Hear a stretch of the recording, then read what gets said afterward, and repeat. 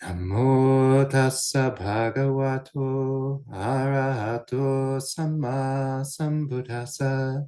Namo tassa bhagavato arahato samma sambuddhassa. Namo tassa bhagavato arahato samma sambuddhassa. Buddhang dhammang sanghang namasam.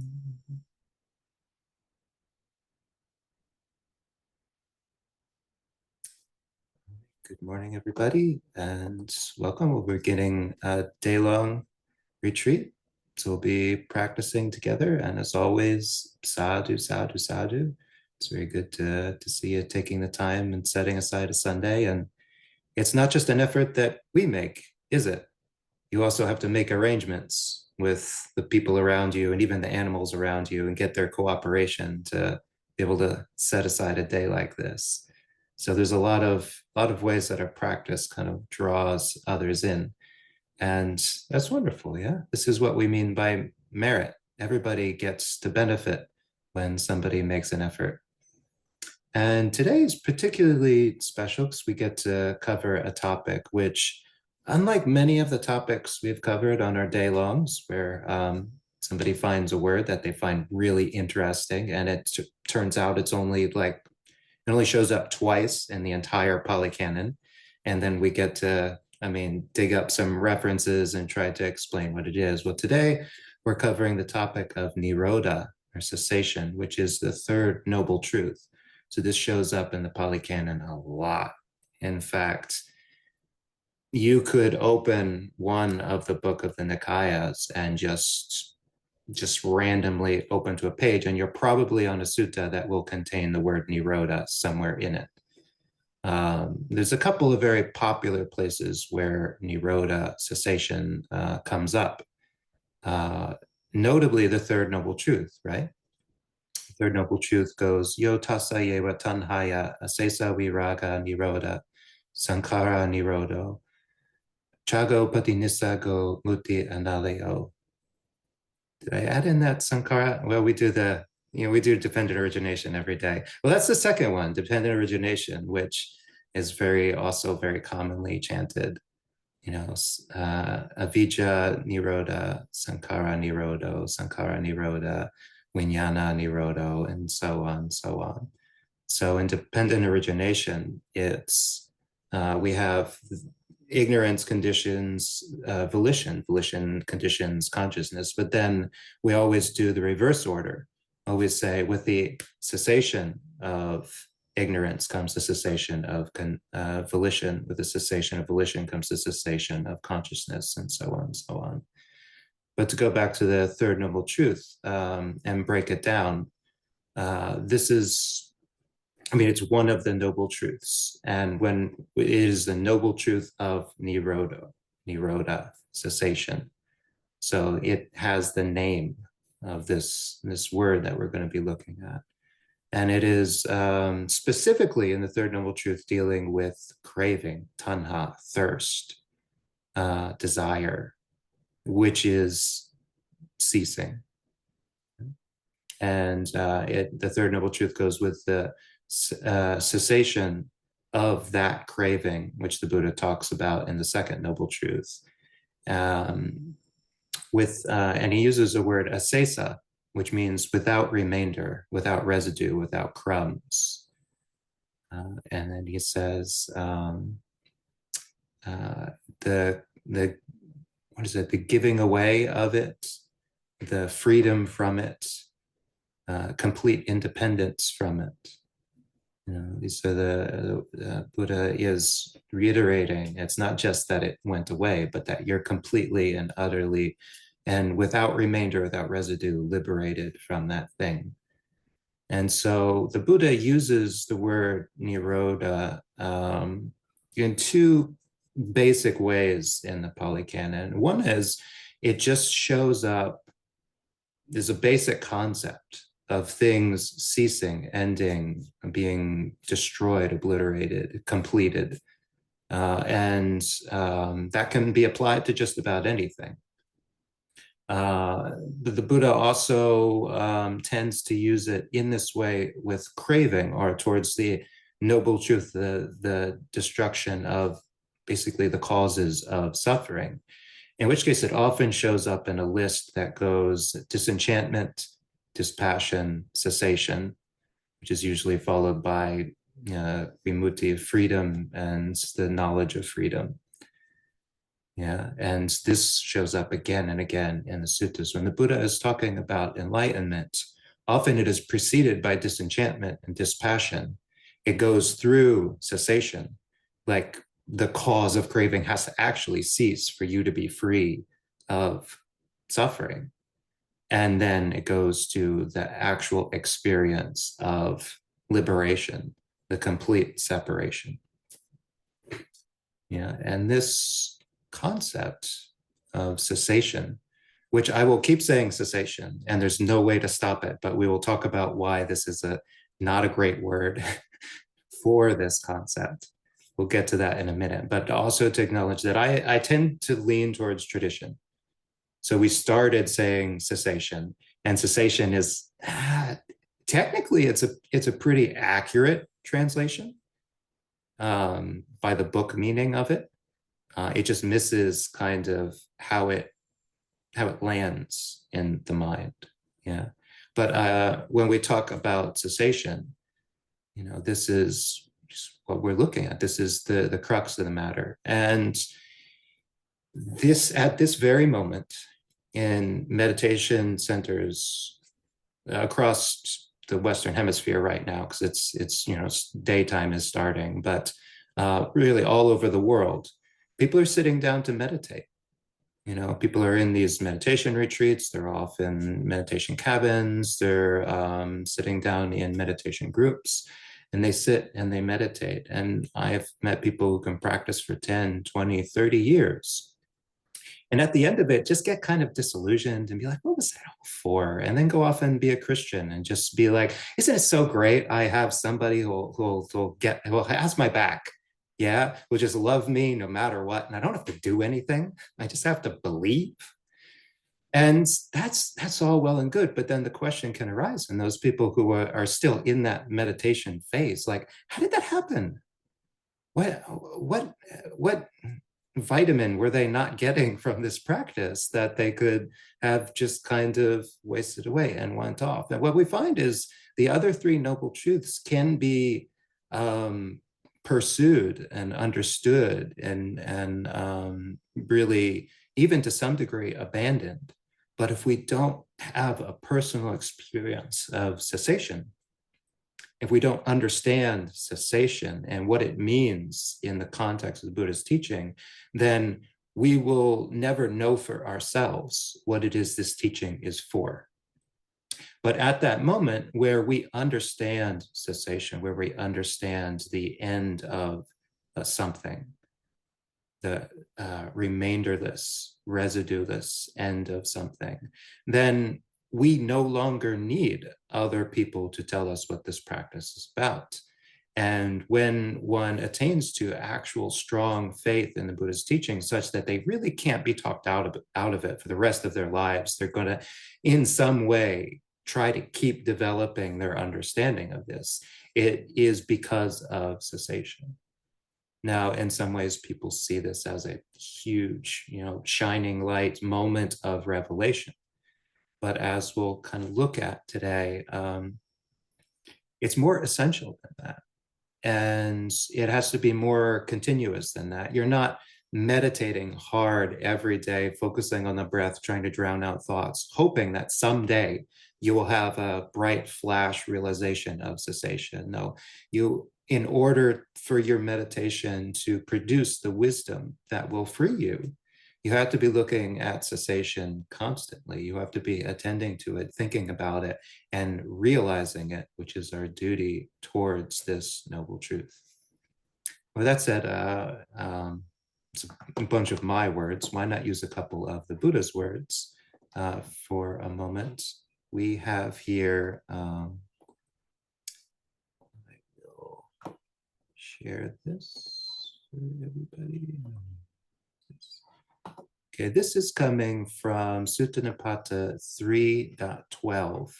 And Rachel found this for us. And this is here at the end. So the Sutta Nipata is very interesting. And a lot in this collection is early teachings of the Buddha. And this is before they had lists, before they had doctrine.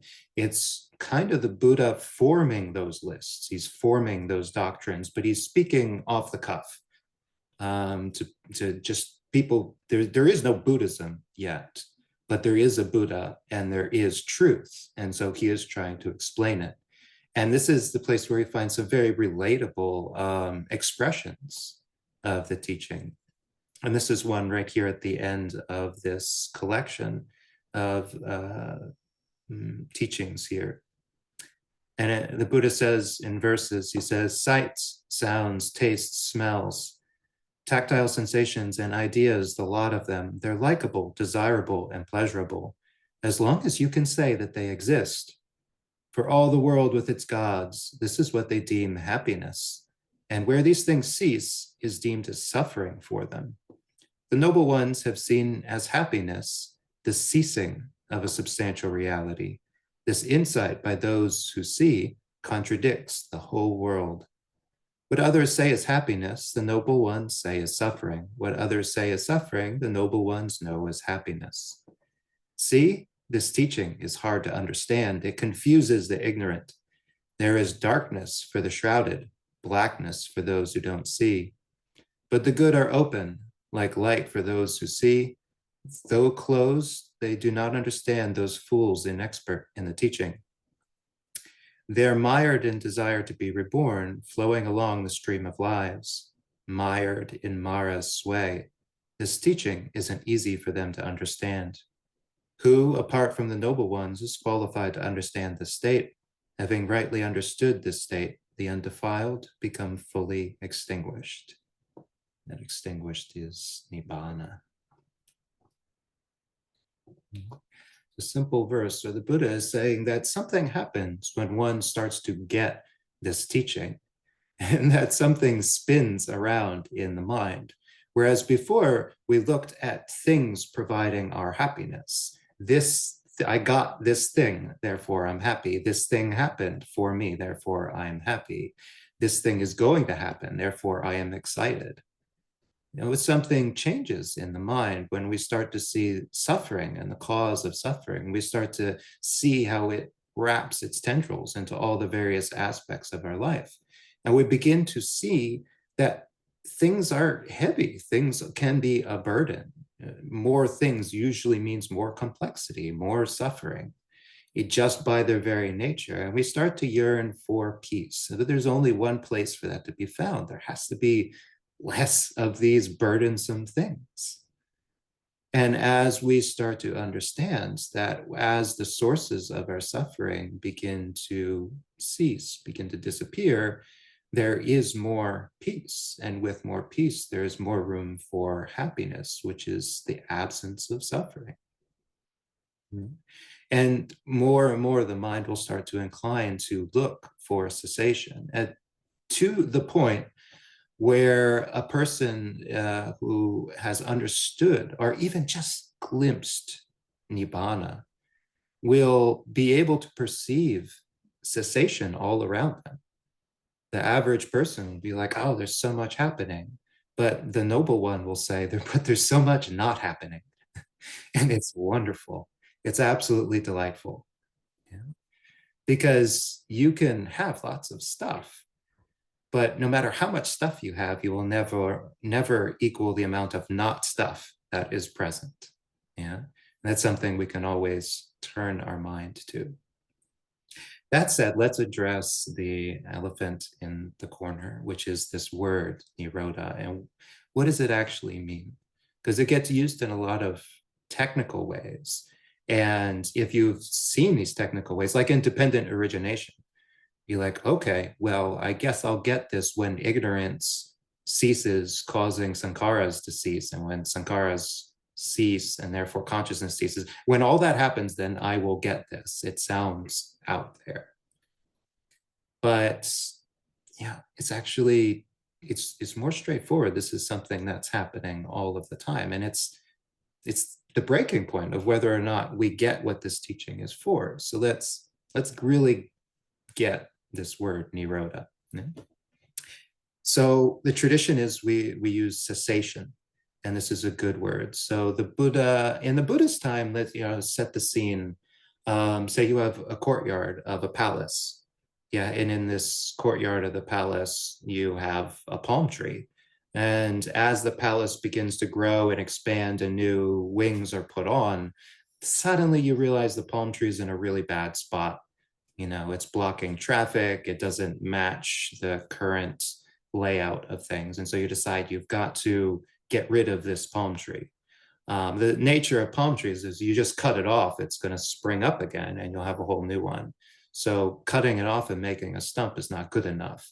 In order to be sure that you don't get more and more palm trees in this spot, you cut it off, but then you set fire to the stump until that fire burns down through all the different roots and absolutely destroys the plant.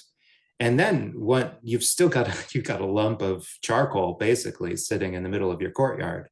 So then you've got to, kind of dig up as much of that as you can, scatter it around, pile more dirt in, cover it back up to the point where you can say there will be no more palm trees in that spot. That palm tree has been destroyed, obliterated, not subject to future arising. And this is the simile the Buddha uses several times, talking about the cessation of craving. And this is what Nirodha means. The root verb is nirujati, which means to obliterate or destroy. And yeah, it's a pretty intense word. And often we feel pretty intensely towards our suffering and we want to destroy it. But in terms of understanding what is the happiest and most liberating of the noble truths, sometimes that word of destroy or obliterate, yeah, it seems like work. Yeah. And the problem is the focus when we say cessation in the English language tends to be on there is something and it ends.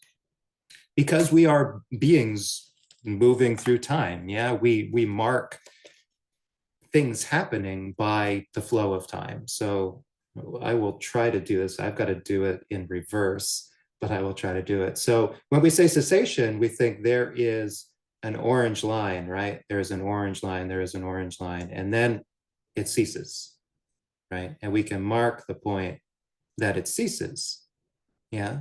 But when we think about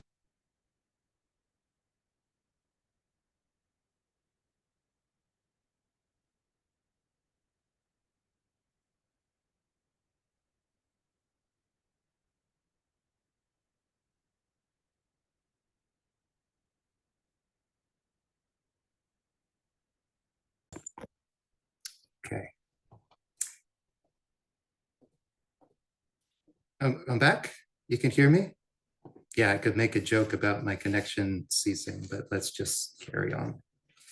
All right, again, try to do this in reverse. Okay, we're talking cessation, right? You have a thing, the thing ends. Cessation ceases. This works for us in time and space. And it also is not, yeah, it's pretty true to the word and the meaning of the word. There is a thing that stops.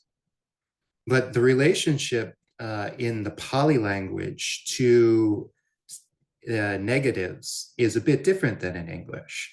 It was a bit more fluid. So for them, they could probably think of this without having to think of the thing itself as being there until it stopped. Yeah. So another way that Nirodha is sometimes pointed to, and in the references, a little bit of an essay by Tahn Pamutto as he talks about this, is to speak of it as non-arising.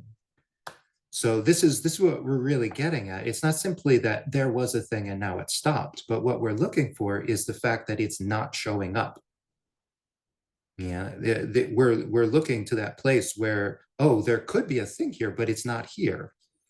But again, we get stuck in this kind of trap where, okay, there's no thing here. This is the non-arising of an orange line. This is a non-arising of an, there, it arose. Yeah. Our mind is anticipating something being there. It is noting the absence through looking at the object. Yeah. It only gets to think of this because of the thing itself. It's like, I know that there's no orange line here, but only because of the possible existence of an orange line. It's looking for the arising and not seeing it. Therefore, okay, non-arising. This is also not the worst. But the way I'd encourage us to look at it today is to, and I'm going to switch between these because, again, tradition, we've been using cessation, and I'm not going to change the translation, is to maybe think of it as absence. Because in the English language, this most perfectly conveys what we're looking for. We're not looking for the ending of something, because if you sit in your meditation staring at something, waiting for it to cease, I guarantee you, you will not see it cease because you will be focusing on the object. And the moment it does cease, if it does, which is most things that you're staring at don't wink out of existence. But if it does, then you won't notice because your mind was focused on an object and then the object is gone. It will look for a new object and you won't even realize it made the switch. You don't even realize you started thinking about lunch because the thing that you were paying attention to ended. And if you look for non-arising, then you're spending your whole meditation just like waiting for this thing that can cause you suffering. That's also not the best state to be in, right?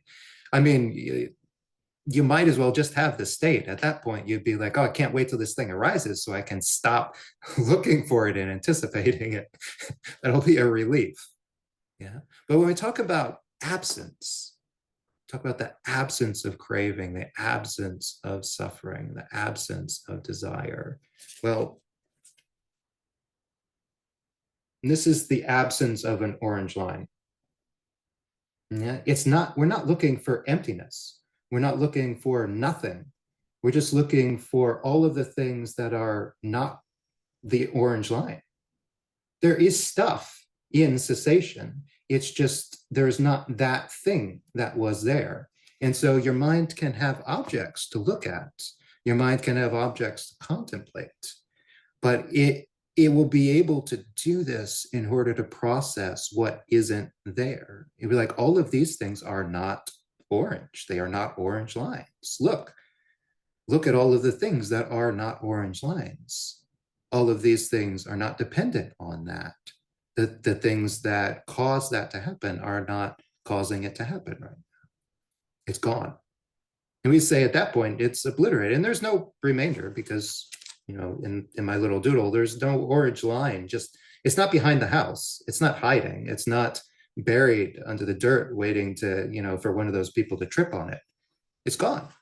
It's not there. There's an absence of the orange line. Yeah. And this is how we can start thinking about it. The Buddha, this is an important concept. And so he puts it in an important place. Yeah. Nirodha, cessation. This is the third noble truth. This is, in some ways, it's the precursor to nibbana, to the actual experience of liberation. He is seeing that the cause of suffering can cease, and with it, the whole mechanism of rebirth ceases. The whole mechanism of suffering ceases, ends, is obliterated. But for people moving through time, we have to ask the question of like, how do I see this for myself? How do I have an experience of cessation? And we have to train ourselves to look for the absence of things. And this is not something that will happen just because we sit in meditation. It is not a guarantee that if we do the precepts, we will experience cessation. It's not a guarantee that if we give offerings to a temple, we will experience and understand Nirodha. This only comes about when, by hearing the teaching, by understanding the direction of the teaching, we begin to use our mind to look for the absence of suffering. And when we do that, we will see it. Because it is not possible that any of you right now are experiencing in this moment the full breadth and depth of the suffering of which you are possible. There is a lot of suffering that is absent from your experience right now.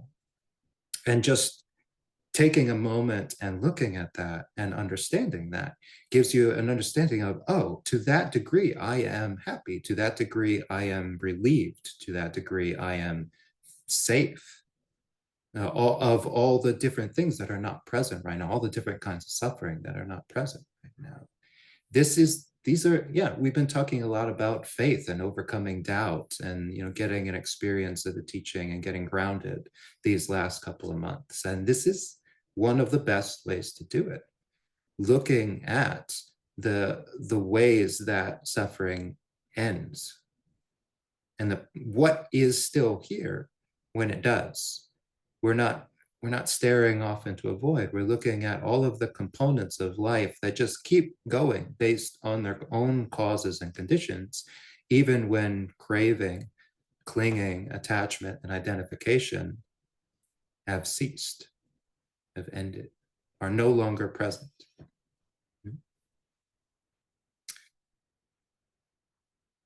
So yeah, how to do that? I thought maybe we'll do a guided meditation. We don't usually do that. Usually I ramble for a bit. I read some suttas, and then we all kind of break and go in different directions. But we'll maybe take a little 5-minute intermission if you want to get up and get ready. So I'm just bringing this on you. And then when we come back, I'll give maybe a half-hour meditation with some guidance to kind of walk us through a couple of reflections to look at for the morning specifically. Just looking at anything, understanding Nirodha for anything. It doesn't matter if we're looking at Nirodha of our toaster that just stopped working this morning, or if we're looking at Nirodha of taxes, or we're looking at Nirodha of our fear of bagels. It's a completely irrational fear, so nobody probably has it, but it's absent, right? Seeing the absence of anything will help us figure out how to train our minds to do that, to look for that. So often we're training our mind to in good ways, to look for things to be grateful for, to look for things to appreciate, to look for things wrong or displeasing with something so that we can give up attachment to it. Yeah, we're training our mind to look at things. This is a whole different exercise, to train our minds to see the absence of things that vex us. Yeah, and to be okay with it, to kind of settle in that space and understand that, oh, there is no burden when there is no suffering. In this absence, there is a lightness and a freedom. Okay, so we'll take a little intermission, and then we'll come back 5 minutes.